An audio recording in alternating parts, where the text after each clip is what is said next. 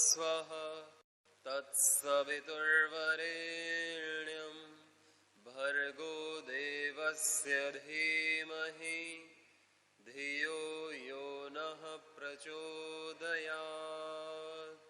ॐ त्र्यम्बकं यजामहे सुगन्धिं पुष्टिवर्धनम् उर्वारुकमिव बन्धनान् मृत्योर्मुक्षीयमामृतात्। ॐ सहनाववतु सहनौ भुनक्तु सह वीर्यं करवावहै तेजस्विनावधीतमस्तु मा विद्विषावहै। ॐ असतो मा सद्गमय तमसो मा ज्योतिर्गमय मृत्योर्मामृतं गमय। ॐ शान्ति शान्ति शान्तिः। परमपिता परमात्मा को अपने हृदय में अनुभव करते हुए नमन करेंगे, प्रणाम करेंगे, वंदन करेंगे। परम पूज्य योग ऋषि श्री स्वामी जी महाराज जी के चरणों में नमन करते हैं। परम श्रद्धेय आचार्य श्री जी के चरणों में भी हम कोटिशा नमन करते हैं। अनेकानेक ऋषि मुनि योगी साधु संत तपस्वी सन्यासियों के चरणों में भी उनकी सूक्ष्म उपस्थिति का अनुभव करते हुए उनके चरणों में हम कोटिशा नमन करते हैं। उनका सब का हम श्रद्धा पूर्वक उनको प्रणाम करते हैं। दोनों हाथ जोड़ करके यज्ञ, हम देव यज्ञ भी साथ में कर रहे हैं, तो हम ईश्वर स्तुति प्रार्थना उपासना करते हैं वैदिक मंत्रोच्चारण के साथ में। ओम अथेश्वर स्तुति प्रार्थनोपासना। ओम विश्वानि देव सवितर्दुरितानि परासुव यद्भद्रं तन्नयासुव। हिरण्यगर्भः समवर्तताग्रे भूतस्य जातः पतिरेक आसीत् सदाधार पृथिवीं द्यामुते मां कस्मै देवाय हविषा विधेम। य आत्मदा बलदा यस्य विश्व उपासते प्रशिशं यस्य देवाः यस्य छायामृतं यस्य मृत्युः कस्मै देवाय हविषा विधेम। यः प्राणतो निमिषतो महित्वैक इद्राजा जगतो बभूव। य ईशे अस्य द्विपदश्चतुष्पदः कस्मै देवाय हविषा विधेम। येन द्यौरुग्रा पृथिवी च दृढा येन स्वस्तभितं येन नाकः। यो अन्तरिक्षे रजसो विमानः कस्मै देवाय हविषा विधेम। प्रजापतेन त्वदेतान्यन्यो विश्वा जातानि परिता बभूव। यत्कामास्ते जुहुमस्तन्नो अस्तु वयं स्याम पतयोर्रयीणाम्। स नो बन्धुर्जनिता स विधाता धामानि वेद भुवनानि विश्वा। यत्र देवामृतमानशानास्त्रिदीये धामन्नध्यैर्यन्त। अग्नेन यसुपथाराये अस्मान् विश्वानि देव वयुनानि विद्वान्। योयोध्यस्मज्जुहुराणमेनो भूयिष्ठां ते नम उक्तिं विधेम। इतीश्वरस्तुति प्रार्थनोपासना। अथ देवयज्ञः। ये हमने ईश्वर स्तुति प्रार्थना उपासना की। अब हम प्रारंभ करेंगे भस्त्रिका प्राणायाम और हमारे आदरणीय भाई साहब जी यज्ञ करते रहेंगे। मन ही मन गायत्री मंत्र का उच्चारण, महामृत्युंजय मंत्र का उच्चारण करते हुए गाय के घृत से आहुति, पतंजलि के दिव्य हवन सामग्री से गुग्गल से आहुति करते हुए एक दिव्य वातावरण का निर्माण हमारे बाहर हमारे अंतर करेंगे। हम करेंगे भस्त्रिका प्राणायाम यज्ञ के वातावरण में।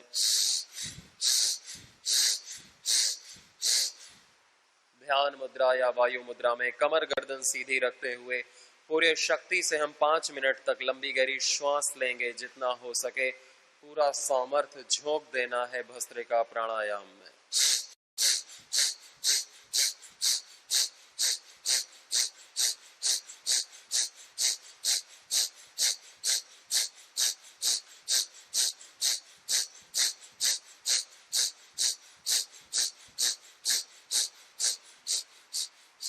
पूरा ध्यान श्वासों को खींचने में हो, थॉरो ब्रीदिंग। पूरा ध्यान श्वासों को भरने में, भरने में, भरने में, भरने में। जब श्वास इतनी भर जाती है कि और नहीं भर सकते, तो हम श्वास को फिर छोड़ने में ध्यान देते हैं। लंबी गहरी श्वास लें, फास्ट स्पीड में लेंगे जिनको हृदय रोग नहीं है तो। पूरे आपके फेफड़े इन्वॉल्व हो, पूरे आपका डायफ्राम इन्वॉल्व हो जाता है थॉरो ब्रीदिंग करने में। एब्डोमिनल मसल्स भी, कंधे भी, थोरेसिक भी, पूरा इन्वॉल्वमेंट होता है हमारे धड़ का, पेट का भी, छाती का भी, कंधों का भी। पूरा मूवमेंट होता है अपने आप जब हम पूरे लंग्स को भरते हैं वायु से।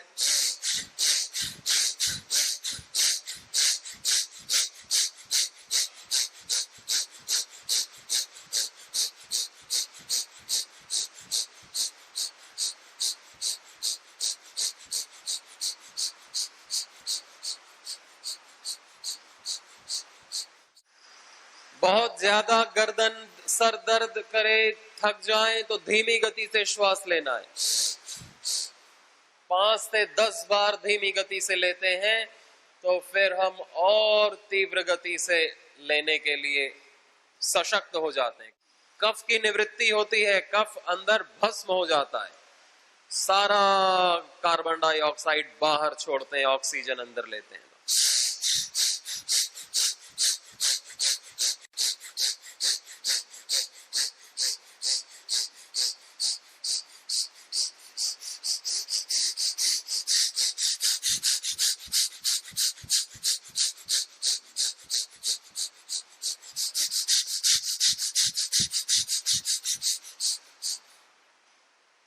इस तरह भस्त्रिका प्राणायाम पूरी शक्ति से करना है।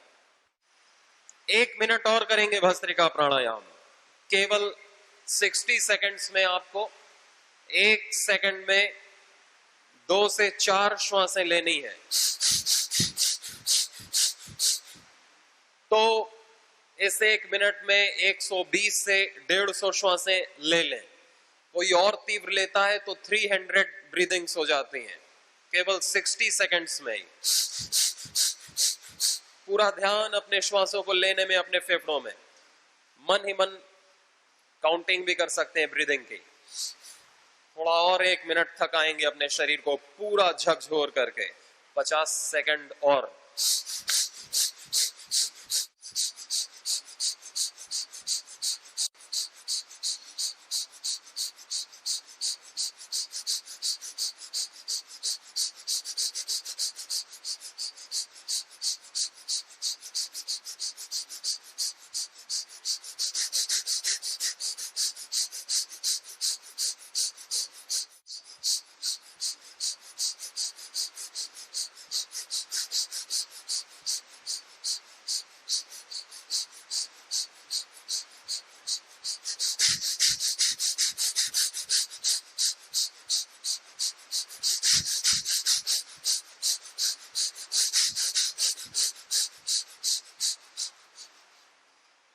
रिलैक्स, लंबी गहरी श्वास,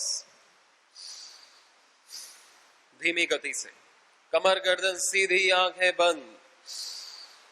2-4 लंबी गहरी श्वास लें और छोड़ें धीरे धीरे। हमने 5-7 मिनट लगातार अपने फेफड़ों का, हृदय का व्यायाम भस्त्रिका प्राणायाम किया है, जिससे हमारे भीतर ऊर्जा का स्तर बढ़ गया है। हम महसूस कर सकते हैं। पूरे ध्यान करेंगे अभी 2 मिनट। ऑक्सीजन का लेवल, एनर्जी का लेवल, ऊर्जा का स्तर बढ़ गया है हमारे रोम रोम में, नस नाड़ियों में, मस्तिष्क, हृदय, चेहरे, हर एक जगह। और भस्त्रिका प्राणायाम को करने से हमारा मन भी शांत हो गया है, हमारी सांसें भी शांत हो गई हैं, कोई विचार नहीं, कोई तनाव नहीं, कोई चिंता नहीं। दिव्यता घटित होती है पुरुषार्थ से, शक्ति जागृत होती है भस्त्रिका प्राणायाम से।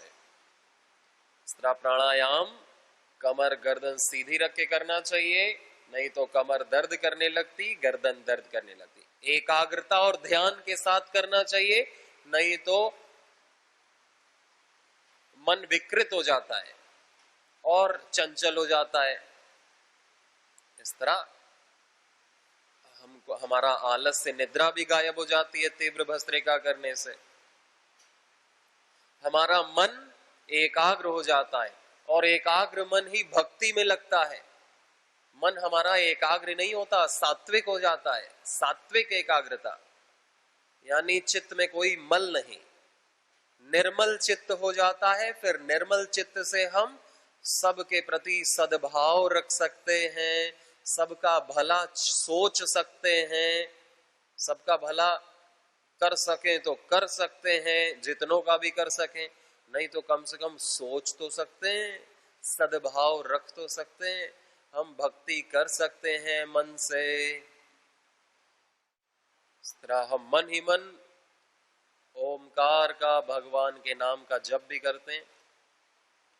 सीताराम राम राम सीताराम राम राम सीताराम राम राम सीताराम राम राम सीताराम राम राम सीताराम राम राम सीताराम राम राम सीताराम राम राम सीताराम राम राम सीताराम राम राम सीताराम राम राम सीताराम राम राम। ऐसे भगवान का चरित्र हमारे चरित्र से एक हो जाए, सीताराम का चरित्रवान मैं हो जाऊं, मैं उनका प्रिय हो जाऊं, वो मेरे प्रिय हो जाएं। मौन ध्यान, शक्ति जो जागृत हुई है उसका ध्यान करना, शांति जो प्राप्त हुई है उसका ध्यान 2 मिनट के लिए। फिर दोनों हाथ ऊपर उठा के घर्षण करते हैं, गरम गरम हथेली आपकी आंख ऊपर रखते हैं। ये एक व्यायाम हो जाता है। हम प्राणायाम को भी व्यायाम की तरह कर सकते हैं। जैसे हम भस्त्रिका तेज तेज करते हैं, वैसे ही हम कपालभाति भी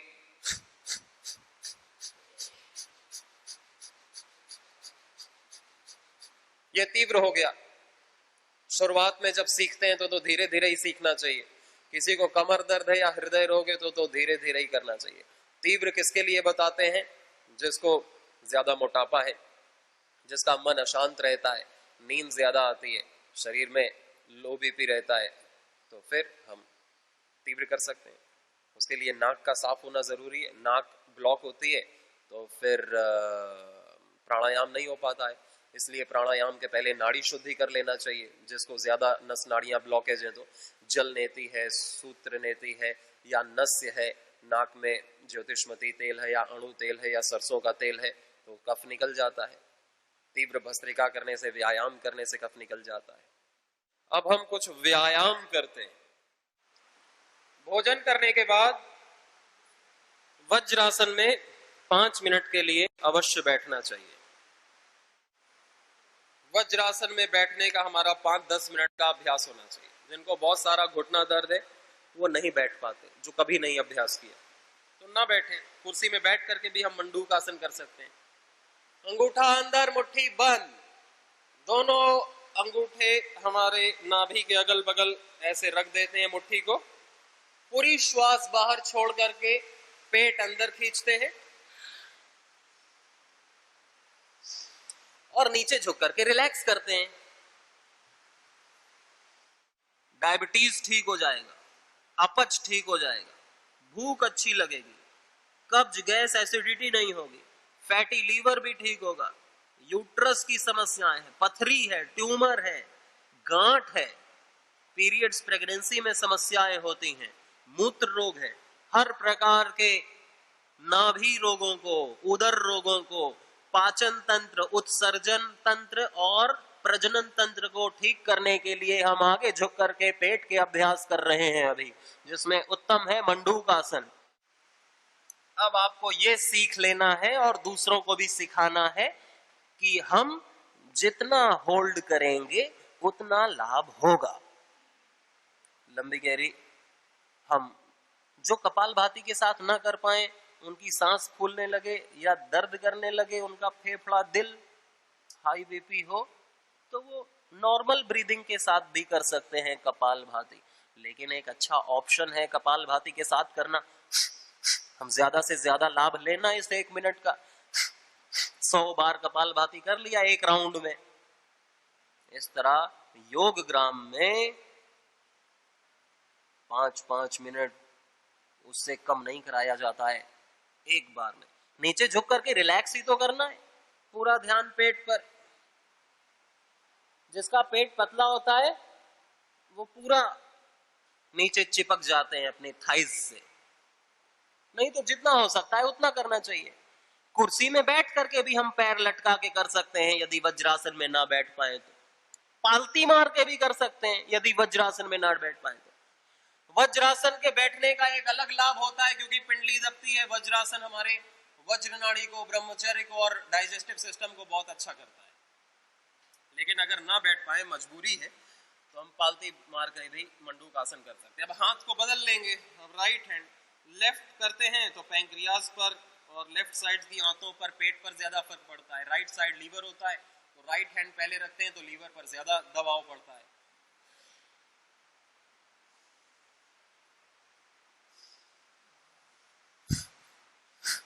चेहरे पर प्रसन्नता, पूरा ध्यान पेट पर, पूरी गैस रिलीज हो जाती है करते करते ही। और जिसका पेट ज्यादा मोटा है वो तो पेट के बल लेट जाते हैं तो भी पेट दबता है, मंडूकासन हो जाता है। हाँ, आसन अच्छे से हो जाता है, लेकिन पेट को हमें सॉफ्ट करना है, मुलायम करना है, उसका फैट कम करना है। फैट वाला आहार नहीं लेना, फास्ट फूड, ज्यादा मिठाई खाने से, ज्यादा तेल चिकना खाने से। अगला मंडूकासन किया, 3 मिनट तो किया हमने, और अच्छे से करना, तो बहुत धीरे धीरे और कम कम करा रहे हैं। शशकासन, हाथ को नीचे रखा और स्लाइड करके सामने, माथा जमीन से, धरती माता को प्रणाम करेंगे और रिलैक्स करना है।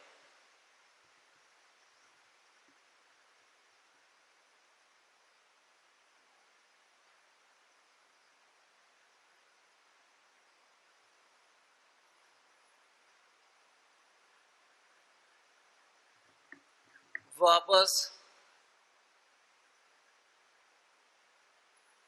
जो मंडूकासन करने में जिन्हें बहुत समस्या होती है तो शशकासन में भी हम कपालभाति के साथ कर सकते हैं। इसमें भी पेट तो किसी का पेट ज्यादा मोटा है तो शशकासन में ही दब जाएगा पूरा, हाथ लगाने की जरूरत ही नहीं है। किसी का पेट पतला है तो हाथ लगा करके दबाने पड़ते हैं अंग। गोमुखासन,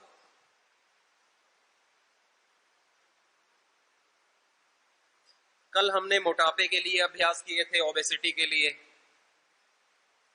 आज हम हर प्रकार के उदर रोगों के लिए, स्त्री पुरुष दोनों के अंग अलग अलग होते हैं। कुछ अंग एक होते हैं, कुछ अंग स्त्रियों में होते हैं, पुरुषों में अलग होते हैं।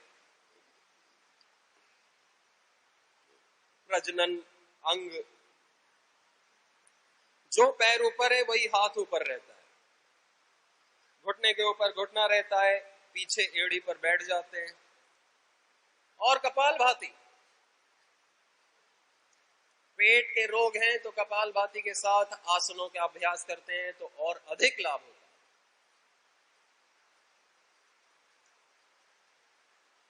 वात पित्त कफ रोगों का जो कारण है वो पेट है। भूख नहीं लगती है,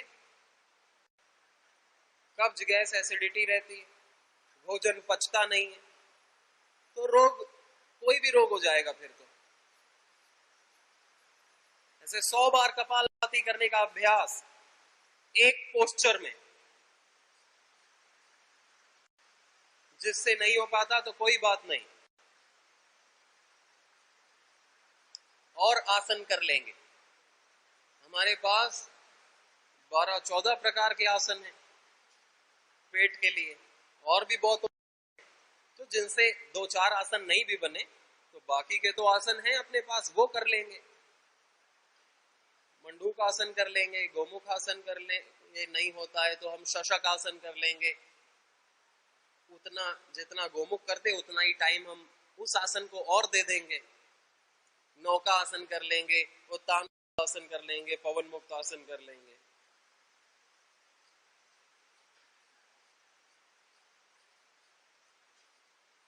आसन धैर्य के साथ करते हैं।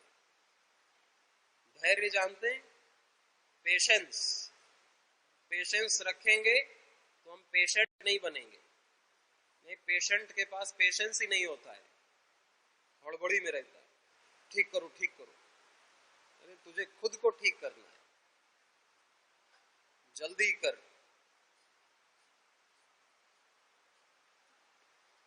धैर्य से, एकाग्रता से और प्रसन्नता से पूरा समय देकर के अभ्यास को करना है। मूत्र रोगों के लिए गोमुख आसन बहुत ही उत्तम अभ्यास है, क्योंकि डायबिटीज के लिए भी ये सारे आसन अच्छे हैं। डायबिटीज के लिए 5 आसन कराते हैं ना, मंडूक आसन, शशक आसन, गोमुख आसन, वक्र आसन और योग मुद्रा आसन। जिनको डायबिटीज होता है उन्हें मूत्र रोग भी हो जाता है, तो मूत्र रोग ना हो इसलिए गोमुख। नाभि के 4 अंगुल नीचे स्वाधिष्ठान चक्र का ध्यान करते हुए कपालभाति का अभ्यास करना। जिनको पाइल्स है या ज्यादा मलमूत्र संबंधी इंद्रियां हैं तो अश्वनी मुद्रा के साथ या मूल बंद के साथ कर सकते हैं। मूल बंद जानते हैं? अपने अनस को ऊपर खींच करके रखना, कॉन्ट्रैक्ट करके रखना, उसे मूल बंद कहते हैं। इसी क्रिया को लगातार करना, बार बार करना, तो उसे अश्वनी क्रिया कहते हैं। जैसे गाय गोबर करके अपने अनस को अंदर खींचती है, घोड़ा हर जानवर करता है, उसी को बार बार 25, 30, 50 बार अश्वनी क्रिया का अभ्यास भी कर सकते हैं। जिसे ज्यादा मूत्र मल संबंधी समस्याएं, एक्सक्रीटरी सिस्टम और रिप्रोडक्टिव सिस्टम की प्रॉब्लम है, तो क्योंकि अंग तो सेम होते हैं एक्सक्रीटरी के लगभग और रिप्रोडक्शन के, प्रजनन के। गोमुखासन रोज करना है आपको। ऐसे बैठने मात्र से भी लाभ होगा। ऐसे ही बैठ गए 5 मिनट के लिए, 5 मिनट हमने वज्रासन ट्राई कर लिया, 5 मिनट हम ये गोमुखासन ट्राई कर लिया, 5 मिनट हम उत्कट आसन ट्राई कर लें, या कम से कम 2-2.5 मिनट तो करें। उत्कट आसन जानते हैं? अपने पंजों पर ऐसे उत्कट आसन, ऐसे उत्कट आसन में बैठे जैसे हम अपने पंजों पर बैठते हैं ना, शौच करते समय या गाय का दूध निकालते समय हम ऐसे अभ्यास बैठते हैं। इसे कहते हैं उत्कट आसन। अपने पंजों पर बैठना, ये भी पेट के लिए अच्छा है और हमारे मलमूत्र इंद्रियों के लिए भी।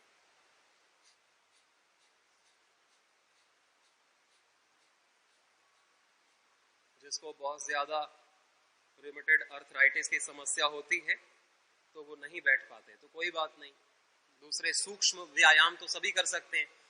जिनको ज्यादा जॉइंट पेन होता है तो कुछ कठिन तो केवल सूक्ष्म व्यायाम और प्राणायाम ही कर लेना चाहिए।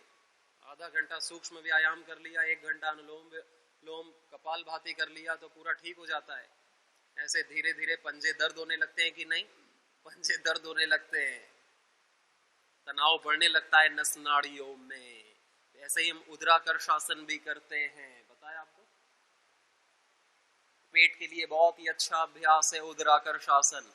एक घुटना नीचे, एक घुटना ऊपर, जो घुटना ऊपर है उसकी तरफ पीछे देखते हैं, दोनों घुटनों को प्रेशर देते हैं एक दूसरे की तरफ, ऐसे प्रेशर देते हैं ऐसे। तभी तो पेट निचोड़ेगा, जैसे कपड़ा निचोड़ते हैं ना, से पेट को नहीं छोड़ना। सुबह 2 गिलास पानी पी करके इस अभ्यास को करते हैं तो पेट अच्छे से साफ होता है।